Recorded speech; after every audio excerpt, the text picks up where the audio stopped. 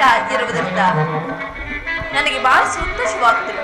ಆದ್ದರಿಂದ ನಾನು ಬ್ರಾಹ್ಮಣೋತ್ತಮರಿಗೆ ದಾನವನ್ನು ನೀಡುತ್ತೇನೆ. ಪೂಜ್ಯರೇ, ಇದನ್ನು ಸ್ವೀಕರಿಸಿ.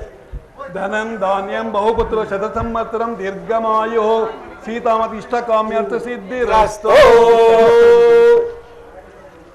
ನನ್ನನ್ನು ಆಶೀರ್ವದಿಸಿ. ಆಯುಷ್ಯವರ್ಧಮಾನ್ ದೀರ್ಘಮಾಯು ಚಿರಂಜೀವಿ ಸುಖಿ ಭವ ಮನೋವಾಂಚಲ್ಯ ಸಿದ್ಧಿರಸ್ತೋ ಇಷ್ಟ ಕಾಮ್ಯಾರ್ಥ ಸಿದ್ಧಿರಸ್ತೋ.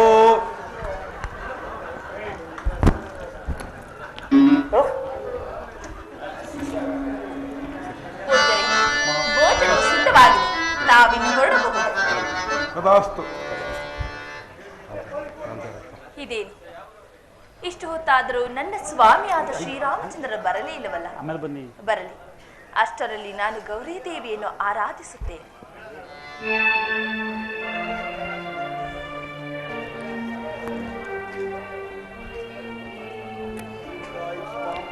ಮನೋವಾಂಚಲ್ಯ ಸಿದ್ಧಿರಸ್ತು.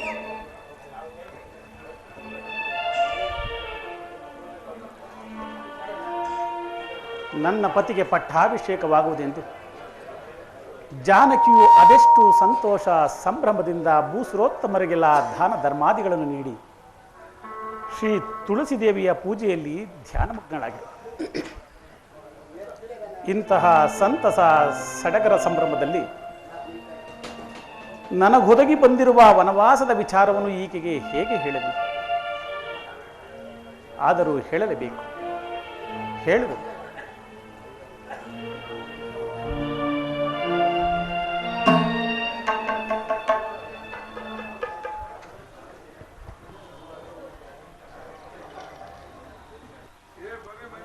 ಜಾನಕಿ, ಸೀತಾ, ಜಾನಕಿ.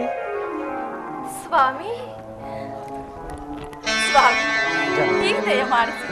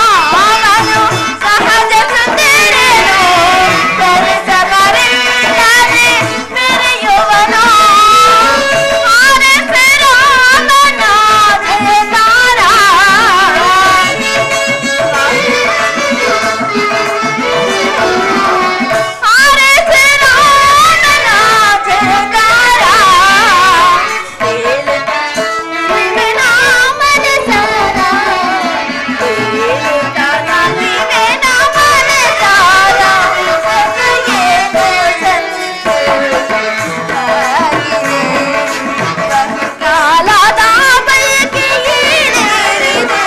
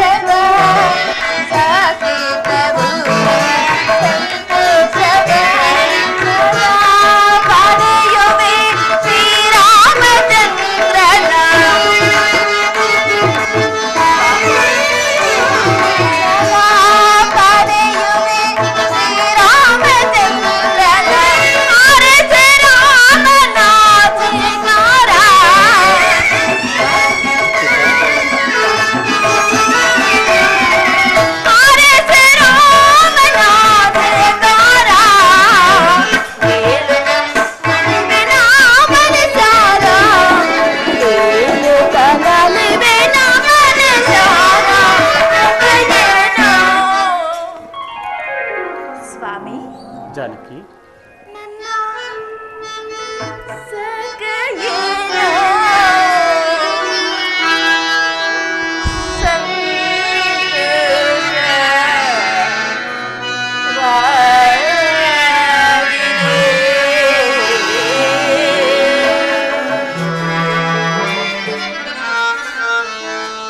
ಸ್ವಾಮಿ, ಜಾನಕಿ, ಇದೇನು ಅರಮನೆಗೆ ಸಂತೋಷಭರಿತವಾಗಿ ಬರುತ್ತಿದ್ದವರು ಈ ದಿನ ನಿಮ್ಮ ಮುಖ ಕಮಲು ಕೊಂದಿರುವುದಲ್ಲ. ನನ್ನಿಂದೇನಾದರೂ ಅಪರಾಧವಾಯಿತು ಸ್ವಾಮಿ? ಇಲ್ಲ ಜಾನಕಿ.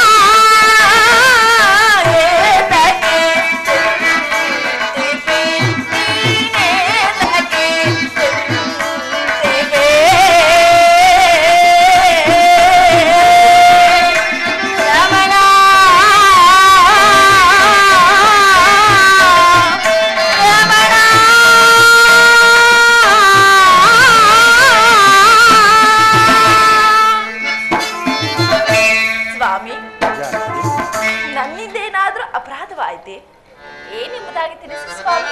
ಇಲ್ಲ ಜಾನಕಿ, ನನಗಿಂದು ಪಟ್ಟಾಭಿಷೇಕವು ನಡೆಯುವುದಿಲ್ಲ. ಏನು? ನಿಮ್ಮ ಪಟ್ಟಾಭಿಷೇಕವೂ ನಡೆಯುವಂತಲ್ಲವೇ? ಅದಕ್ಕಾಗಿ ಚಿಂತೆ ಏನು? ಅದಕ್ಕಾಗಿ ಚಿಂತಿಸುತ್ತಿಲ್ಲ.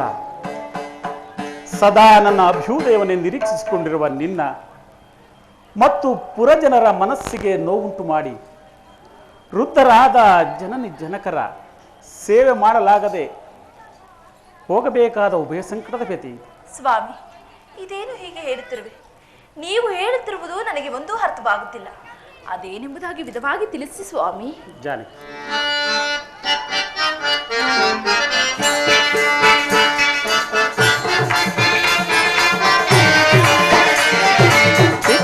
ದಶರಥತಾನೋ ಸುತ ಭರತನಿಗೆ ರಾಜ್ಯವನ್ನು ದಶರಥತಾನೋ ಸುತ ಭರತನಿಗೆ ರಾಜ್ಯವನ್ನು ಅತಿಶಯದಿಂದ ತನಗೆ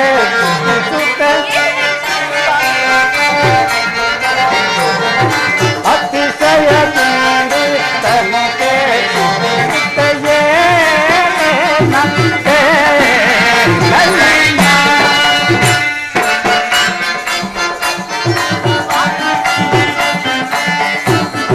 ಸರಸಿ ರುಖ ಮುಖಿಯಲ ಸಖಿಯ ಜಾನಕಿ ಏನತ್ತೆ ಲಲಿನ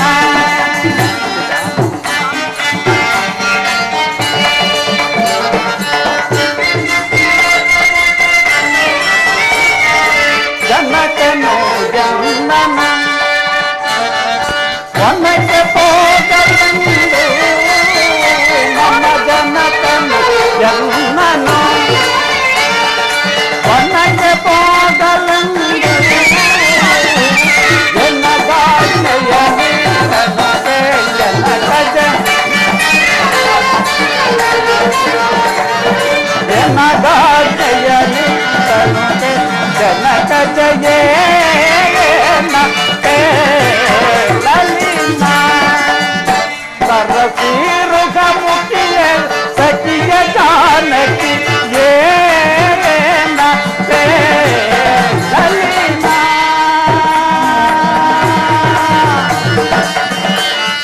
ಸೀತಾ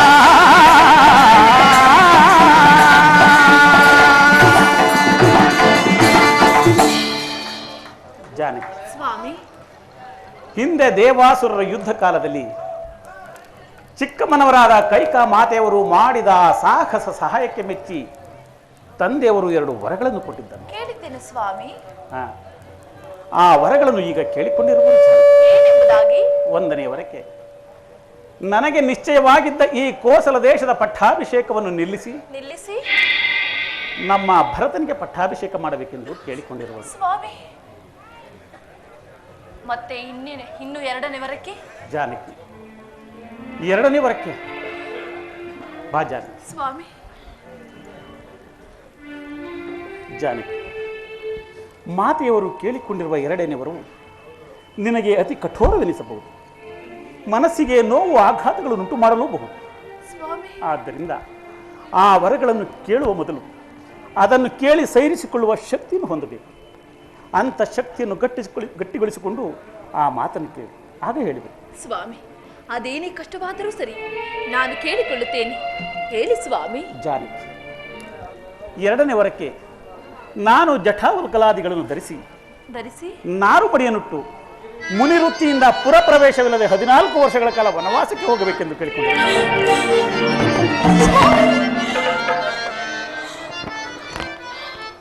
ಏನು ಹೇಳ್ತಿರುವಿರಿ ಸ್ವಾಮಿ? ವಸ್ತ್ರಾಭರಣಗಳು ತೊಟ್ಟು ಪಟ್ಟಾಭಿಷಿಕ್ತರಾಗಬೇಕಾದ ನೀವು ವನವಾಸಕ್ಕೆ ಹೋಗುವುದೇ? ಹಾಗಾದರೆ ಈ ವರಗಳನ್ನು ನಡೆಸಿಕೊಡಲು ನಿಮ್ಮ ತಂದೆಯವರು ಒಪ್ಪಿದ್ದಾರೆ ಸ್ವಾಮಿ? ಜಾನಕಿ, ಬೇಡಿದ ವರಗಳನ್ನು ಮೊದಲೇ ನಡೆಸಿಕೊಡಬೇಕೆಂದು ತಂದೆಯವರಿಂದ ಭಾಷೆಯನ್ನು ತೆಗೆದುಕೊಂಡು ಆ ನಂತರದಲ್ಲಿ ಕೇಳಿರುವರಾದ್ದರಿಂದ ತಂದೆಯವರು ನಡೆಸಿದರಲು ಸಾಧ್ಯವೇ? ಹಾಗಾದರೆ ನೀವು ವನವಾಸಕ್ಕೆ ಹೋಗಲೇಬೇಕೆ ಸ್ವಾಮಿ? ಹೋಗಲೇಬೇಕು. ಪಿತೃವಾಕ್ಯ ಪರಿಪಾಲನೆಗಾಗಿ ನಾನು ಅರಣ್ಯವಾಸಕ್ಕೆ ಹೋಗಲೇಬೇಕು. ತಂದೆಯವರು ಮಾಡಿರುವ ವಾಗ್ದಾನವನ್ನು ನೆರವೇರಿಸಲು ನಾನು 14 ವರ್ಷಗಳ ಕಾಲ ವನವಾಸಕ್ಕೆ ಹೋಗುವೆನು. ವನವಾಸವನ್ನು ಮುಗಿಸಿಕೊಂಡು ಹಿಂದಿರುಗುವವರೆಗೂ ನೀನು ಅರಮನೆಯಲ್ಲಿಯೇ ಇದ್ದುಕೊಂಡು ವೃದ್ಧರಾದ ನನ್ನ ತಂದೆ ತಾಯಂದಿರ ಸೇವೆ ಮಾಡಿಕೊಂಡು ಅವರ ಪ್ರೀತಿಗೆ ಪಾತ್ರಳಾಗ. ಏನು, ನನ್ನನ್ನು ಇಲ್ಲೇ ಬಿಟ್ಟು ಹೋಗುವಿರಾ? ಇಲ್ಲ ಸ್ವಾಮಿ, ನಿಮ್ಮನ್ನು ಬಿಟ್ಟು ಕ್ಷಣಕಾಲವೂ ನಾನು ಇರಲಾರದು. ನಾನು ನಿಮ್ಮ ಸಂಗಡವೇ ವನವಾಸಕ್ಕೆ ಬರುತ್ತೇನೆ. ನನ್ನನ್ನು ಕರೆದುಕೊಂಡು ಹೋಗಿ ಸ್ವಾಮಿ, ನನ್ನನ್ನು ಮಾತ್ರ ಬಿಟ್ಟು ಹೋಗಬೇಡಿ ಸ್ವಾಮಿ. ಜಾನಕಿ, ಏನು ನೀನು ವನವಾಸಕ್ಕೆ ಬರುವೆಯಾ? ಹೌದು ಸ್ವಾಮಿ. ಬೇಡ ಜಾನಕಿ, ಅರಣ್ಯವಾಸವು ನಿನಗೆ ತಕ್ಕದ್ದಲ್ಲ. ಸುಮಕೋಮಲಿಯಾದ ನಿನಗೆ ಅರಣ್ಯವಾಸದಲ್ಲಿ ಅನುಭವಿಸುವ ಕಷ್ಟಗಳನ್ನು ಅನುಭವಿಸಲು ಶಕ್ತಳಲ್ಲ. ಬೇಡ, ನನ್ನ ಮಾತನ್ನು ಕೇಳು. ನೀನು ಅರಮನೆಯಲ್ಲೇ ಇರು. ಸ್ವಾಮಿ, ಇದೇನು ಹೀಗೆ ಹೇಳುತ್ತಿರುವೆ? ಪತಿಯ ಸನಿಹ ಸತಿಗೆ